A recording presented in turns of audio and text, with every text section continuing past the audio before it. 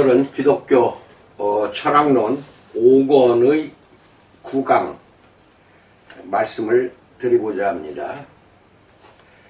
하나님이 우리에게 좌절감을 주려고 일부러 여러가지 일들을 준비하신 것처럼 보이는 때가 있습니다. 우리에게 좌절감을 일부러 주려고.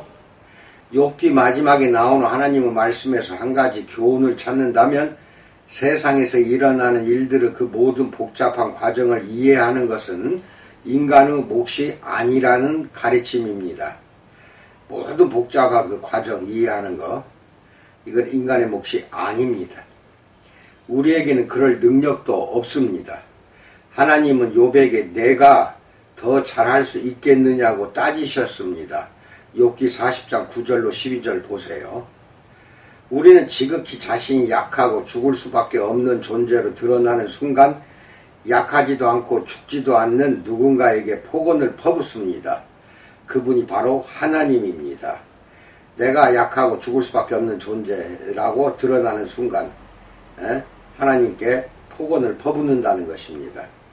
믿음의 시험에 직면한 많은 그리스도인들이 하나님이 묻지도 않은 전혀 다른 질문들에 대답하려 한다는 것입니다. 어려움이 닥칠 때 우리는 본능적으로 자신의 지나온 시간을 돌아보는 질문들로 달아나고 맙니다. 무엇 때문에 이런 비극이 일어났지? 여기서 나온 불충분한 증거를 바탕으로 하나님과의 관계를 판단해버리고 맙니다. 부유한 그리스도인들은 주로 주님이 고난을 내게서 물리쳐 주옵소서, 옥에 갇히고 가난한 나라의 그리스도인들은 주여 이 고난을 견뎌낼 힘을 주소서라고 기도합니다. 기도 제목이 틀리죠. 부유한 그리스도인들은 이 고난 내게서 물리쳐달라고 하고, 옥에 갇히고 가난한 자들은 주여 이 고난을 견뎌낼 힘을 달라고 합니다. 물리쳐달라 한쪽에서는 그렇게 이야기하고 한쪽에서는 고난을 견뎌낼 힘을 달라고 합니다. 힘든 시기에 우리의 믿음은 더 자라고 결속도 강해지기 마련입니다. 인간관계도 위기의 순간에 우리는 더 강해진다라는 것을 알기 바라며, 관계란 완전히 깨질 것처럼 망가졌으나 결국 깨지지 않고 남아있을 때 더욱더 굳건해지는 것이 인간의 관계입니다. 성경은 왜라는 질문에 체계적인 답을 주지 않을 뿐 아니라 가끔 그런 질문들을 완전히 피해가고 맙니다. 신학적 무지의 백과사전에 대해서 알아봅니다. 반역한 이 땅 위에 살면서 시간의 속박을 받아 보이지 않는 세계의 실체를 볼 수 없는 인간은 설사 그 답이 주어진다고 해도 이것을 이해할 만한 능력이 없기 때문입니다. 이것이 바로 하나님이 욥에게 주신 답이었습니다. 마태복음 10장 29절로 31절은 너희 하나 아버지께서 허락하지 아니하시면 이라는 부분이 헬라어 원문에는 너희 아버지와는 별개로 라고만 되어 있다는 것입니다. 너희 아버지께서 허락하지 아니하시면 이것은 영문 해석이고, 너희 아버지와는 별개로 이것은 헬라어 원문입니다. 원래는 하나님의 허락에 관한 언급이 없었다는 말입니다. 즉 허락이란 말이 나오지 않습니다. 허락하지 아니하시면 이라는 말이 덧붙여졌다고 보면 모든 것이 분명해집니다. 그러나 그 한마디 때문에 전체 의미가 달라집니다. 전자는 하나님이 참새의 죽음을 허락하신다는 뜻이고, 후자는 하나님의 임재 없이 생명이 죽는 일은 일어나지 않는다는 뜻입니다. 다시 말해 생명은 자연법칙에 따라 죽어가지만 하나님은 피조물이 죽는 곳에 항상 임재해 계시면서 그 피조물에게 평안과 힘과 소망과 지지를 보내주신다는 것입니다. 여기서 중요한 것은 하나님의 허락 여부가 아니라 하나님의 임재 여부입니다. 이 뜻을 잘 해석하시기 바랍니다. 하나님이 임재하신다는 것, 죽는 그 죽음에도 임재하고 계신다는 것입니다. 지금까지 있었던 일련의 위대한 사건들을 자세히 보면 외계의 존재가 위로부터 역사 속으로 침투해 들어온 것이 아니라 영속적으로 존재하고 있던 존재가 아래로부터 역사 안으로 나온 것임을 알 수가 있습니다. 하나님이 자신의 권세를 지나치게 남용하지도 방치하지도 않으신다는 말입니다. 그의 임재가 매 순간 모든 피조물들을 지탱하고 있습니다. 바울도 만물이 그 안에 함께 섰다고 골로새서 1장 17절에서 말하고 있습니다. 하나님의 임재는 그의 뜻을 따르는 모든 사람에게로 흘러 들어갑니다. 성령도 우리 안에서 역사하며 선으로 악을 이기기 위해 애쓰고 계십니다. 로마서 8:28절은 우리가 알거니와 하나님을 사랑하는 자 곧 그의 뜻대로 부르심을 입은 자들에게는 모든 것이 합력하여 선을 이루느니라 라고 말합니다. 그러나 헬라어 원문은 일어나는 모든 일들 속에서 하나님은 자기를 사랑하는 자들과 함께 선을 이루어 가신다, 이렇게 원문에는 나오고 있습니다. 자기를 사랑하는 자들과 함께 선을 이루어 가신다, 이렇게 나옵니다. 나는 하나님이 끊임없이 나를 통해 그리고 나와 함께 일하시며 선한 결과를 만들어내려고 하신다 라는 것을 확신한다는 뜻입니다. 해석이 그러니까 좀 틀리죠. 잘 해석하시기 바랍니다. 믿음에는 보상이 따릅니다. 왜라는 질문에는 굳게 붙잡으면서 고통조차도 선한 결과를 낳을 수 있다고 말합니다. 고통은 언제나 우리가 하나님의 역사를 드러낼 수 있는 기회가 됩니다. 비극과 질병과 죽음으로 인한 충격을 겪고 나면 믿음의 실존적인 위기를 맞게 됩니다. 그 순간 우리는 명쾌한 답을 원하고 하나님은 우리의 신뢰를 원하십니다. 그늘 속에 사는 사람은 반드시 믿어야 합니다. 믿음마저 없다면 우리에게 남는 것은 정말 아무것도 없을 것입니다. 마담 짠 기용은 당신이 인생의 문제에 대한 답을 꼭 알아내야겠다는 생각이 들지라도 그 여정을 결코 시작하지 말라. 당신은 성공하지 못할 것이다. 왜냐하면 그것은 알 수 없는 것들을 향한 여정이기 때문이다. 믿음의 여정은 알 수 없는 것들을 향한 것입니다. 대답 없는 질문들, 수수께끼들, 도무지 이해할 수 없는 일들, 그리고 무엇보다도 불공평함들, 이런 것들은 누구도 알 수가 없다라고 말하고 있습니다. 성경은 우리가 눈에 보이지 않는 다양한 권세들 가운데 살고 있다고 주장합니다. 선을 위해 일하는 권세도 있고 악을 위해 일하는 권세도 있습니다. 우리는 인격적인 하나님만이 베풀어 주실 수 있는 사랑, 자비, 용서, 은혜가 필요한 존재들입니다. 편집증에 사로잡힌 사람은 모든 것을 두려움의 대상으로 생각합니다. 단순한 믿음과 충실함을 겸비한 성숙한 신앙은 편집증과 정반대로 작용합니다. 살면서 일어나는 모든 일을 사랑 많으신 하나님에 대한 신뢰의 기초에서 해석합니다. 좋은 일이 생기면 하나님의 은혜로 받아들이고 감사의 조건으로 삼습니다. 나쁜 일이 생기면 그 일이 하나님이 야기하신 일이 아닐 수 있다고 생각하고 그런 사건이 일어났으니 하나님을 떠나야겠다고 판단하지도 않습니다.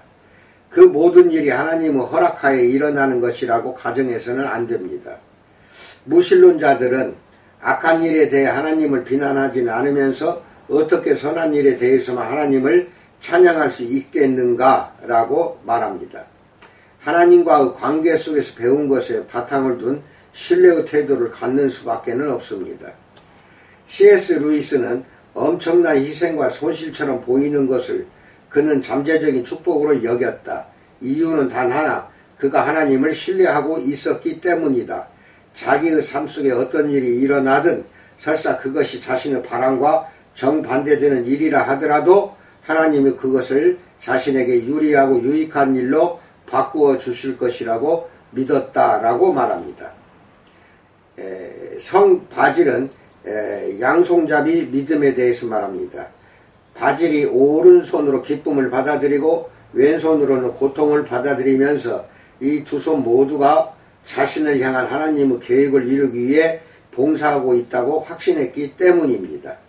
이것을 양손잡이 믿음이라고 합니다. 오른손 기쁨, 왼손 고통, 이렇게 하나님의 계획을 이루기 위해 봉사하고 있는 양손이라는 것입니다. 장 피에르 드 코사드는 살아있는 믿음이란 하나님을 가장하고 왜곡하고 망가뜨리고 결국 폐기하려고 하는 모든 것들을 뚫고 꿋꿋하게 하나님을 계속 찾는 것이 살아있는 믿음이라고 말하고 있습니다. 코사드는 어떤 일이 생기든지 모든 역사는 궁극적으로 이 땅을 향한 하나님의 목적을 이루는 데 일조하고 있다고 믿으며 매 순간을 하나님의 계시로 받아들이려고 했습니다. 하나님의 우주적인 선하심을 전적으로 신뢰하며 지금 이 순간을 최고의 순간으로 받아들이고 사랑하시오. 모든 것은 하나도 예외 없이 우리의 성화를 위한 도구이며 수단입니다. 우리에게 최선의 것을 가져다 주는 것이 언제나 우리를 향한 하나님의 목적입니다. 라고 호사드는 말하고 있습니다. 질병이 없는 사람은 재정적인 어려움을 겪고 가난의 문제가 없는 사람은 외로움을 느끼며 외로움을 크게 느끼지 않는 사람은 실패를 경험합니다. 하나님을 두려워할 것인가 아니면 다른 모든 것을 두려워할 것인가, 하나님을 신뢰할 것인가 아니면 아무것도 신뢰하지 않을 것인가 선택하시기 바랍니다. 과거와 미래를 사는 것은 어렵지 않습니다. 하지만 현재를 사는 것은 바늘에 실을 꿰는 것처럼 어렵다고 워커 퍼시는 말하고 있습니다. 현재가 어렵다는 것입니다.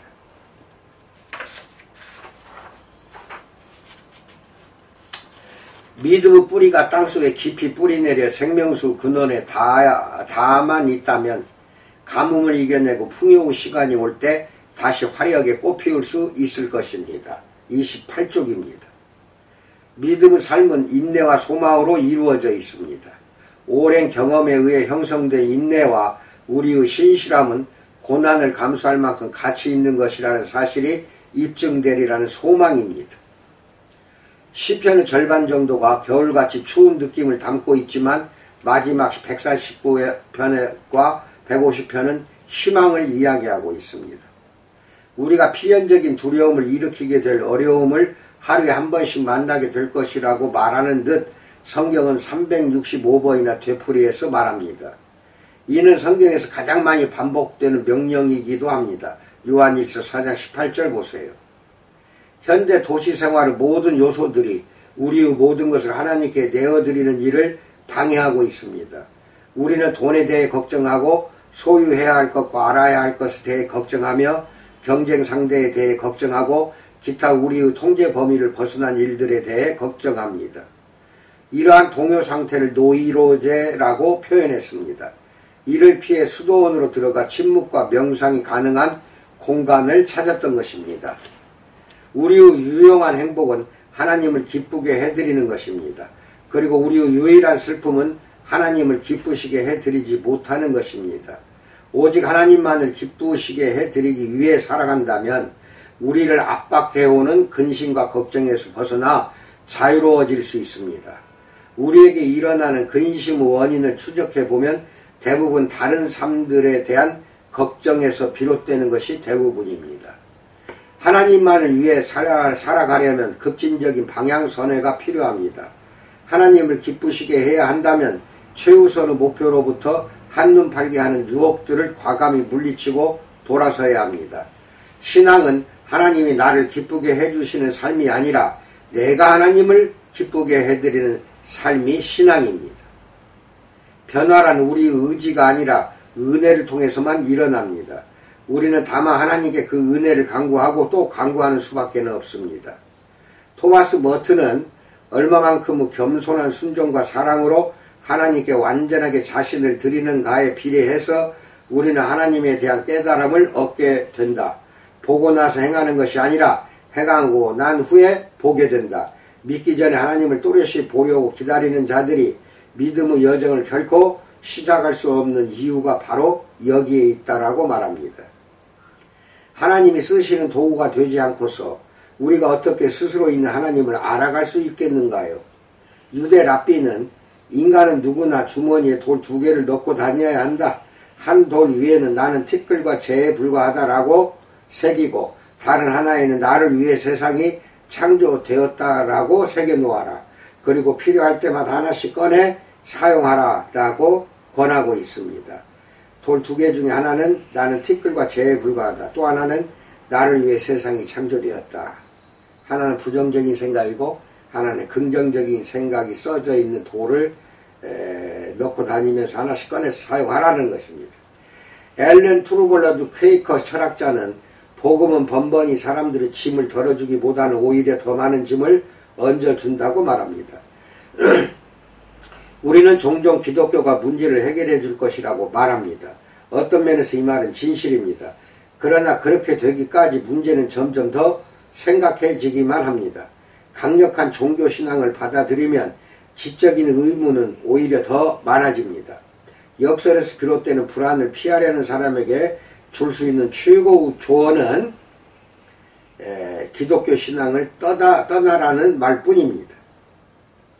복음서의 핵심에는 멍에의 역설이 자리 잡고 있습니다. 예수 그리스도는 우리에게 평안을 주십니다. 마태복음 11장 28절. 그러나 그 평안은 예수 그리스도 멍에를 맬 때에만 얻을 수 있는 평안입니다. 마태복음 11장 29절로 30절 읽으세요. 예수 그리스도가 주신 평안은 새로운 혼란을 내포한 평안이며 새로운 직무가 포함된 휴식입니다. 모든 지각에 뛰어난 하나님의 평강 빌립보서 4장은 전쟁 중에 느끼는 평안함이고 두려움 가운데 임하는 침착함이며 의심 중에 품는 확신입니다. 낯선 땅을 나그네로 살아가는 비밀 왕국의 시민인 우리가 어찌 다른 종류의 평안을 기대하겠습니까? 그리스도인이 이 세상에서 불안해하고 만족을 누리지고 못하고 있다는 것은 영적으로 건강하다는 증거가 됩니다. 내일부터는 29쪽을 합니다. 여기까지 오늘 말씀을 드렸습니다. 다 들어보시고 잘 모르는 것은 그 쪽수를 찾아서 다시 몇 번 읽어보시면은 틀림없이 이해하리라고 믿습니다. 오늘 하루도 우리 주님의 은혜 속에서 잘 지내시기 바랍니다. 감사합니다.